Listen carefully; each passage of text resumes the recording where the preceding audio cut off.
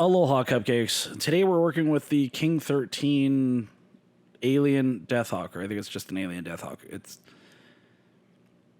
basically a cousin to the King 13.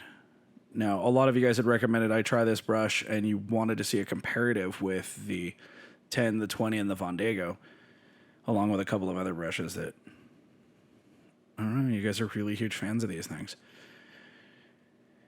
Now, the Alien Deathhawk I have been working with for a while. I got it a couple months ago, and I've been using it and abusing it, and it's definitely becoming one of my favorite brushes. But for this example, we're going to do a couple straight lines to start off with. And one of the things that I noticed with this one, because it is a wound brush, I feel awkward just pulling stripes with it.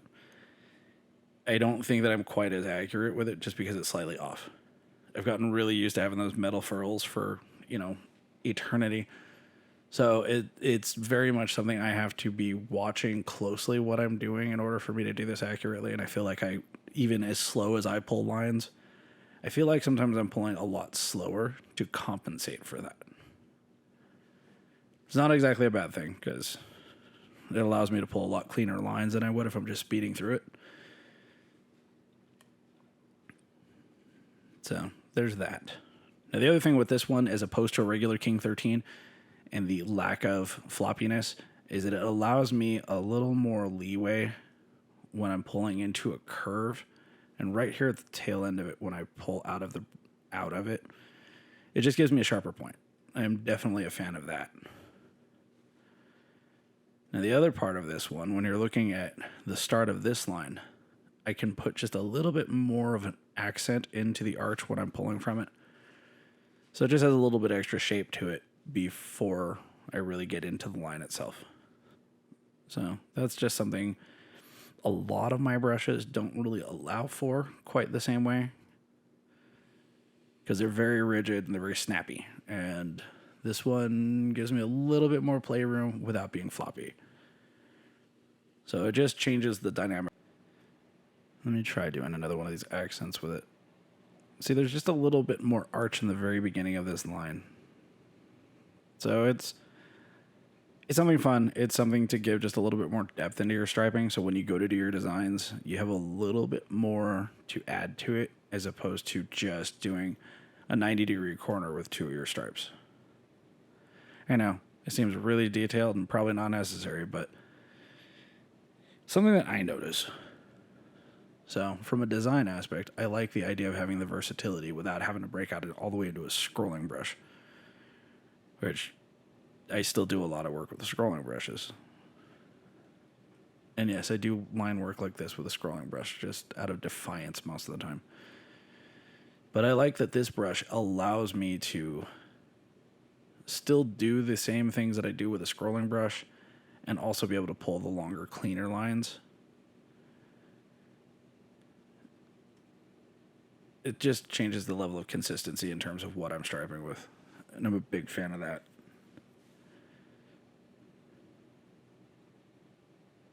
Another thing that I've noticed with this one is when I go to do a turn where I pivot, which is where I'm using my middle finger just to roll my hand around it, it's really just so I can get the bigger turns and get a little bit more of a circle type shape with it. This one, because of its shape and because of how thin it is, doesn't do the thing where the bristles start to flare out. Even when I'm pulling some super tight turns doing this, and I'm not entirely on the tip, it still manages to all stay together. So it kind of makes it a lot easier for you to pull these really tight turns. So another thing I'm a big fan of. Now when it comes to going through and doing a straight line after I've been doing curves, a lot of the time what I have to do is squeegee off the brush and repalette.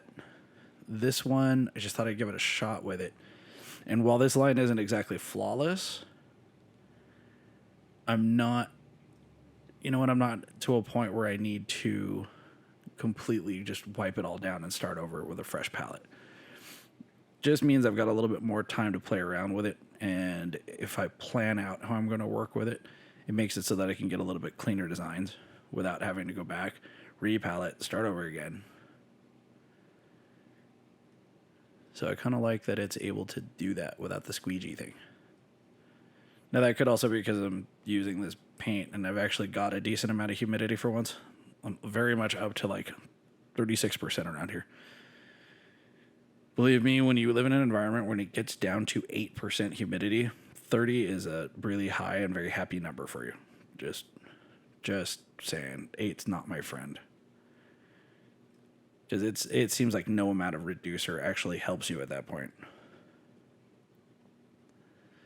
But giving it another try on this one, and yeah, still able to pull a clean-ish line without having to go squeegee off and start over. So I definitely like the idea of having a longer workflow with this one. Because sometimes you find yourself up on a ladder and you're paletting out of a little Dixie cup full of paint and having to come down off the ladder and just starting over. It's not how I want to do things. Now let's try a couple of these tight curves, shall we? Now, I have done a few things where it is comparable to a scrolling brush. And it wasn't that I was intentionally trying to see how tightly I could pull a turn with this thing, but we're going to try that right now. And yeah, there's a little bit of hesitation when I get all the way up to the tip. But no, it nailed that sharp point right in there. Big fan of that.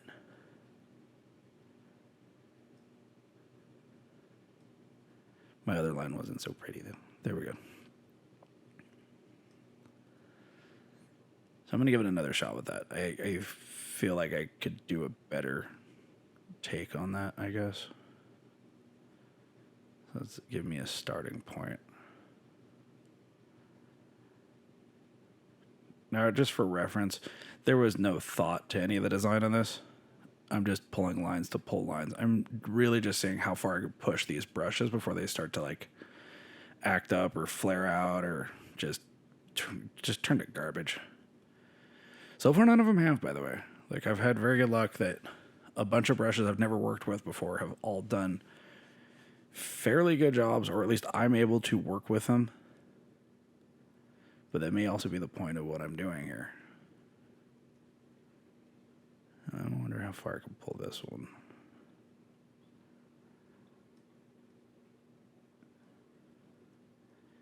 Yeah, this is the point where I probably should be using a scrolling brush instead. But no, it looks like it did it. Yay, it's magical. Also, that looks like... You know, you shouldn't read into your own artwork too much.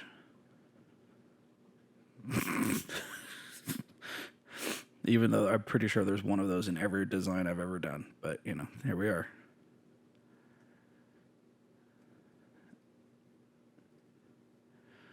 All right, so all in all, my review about this one is if you are comfortable striping and you have a style that you want to go for, I think this is a great brush.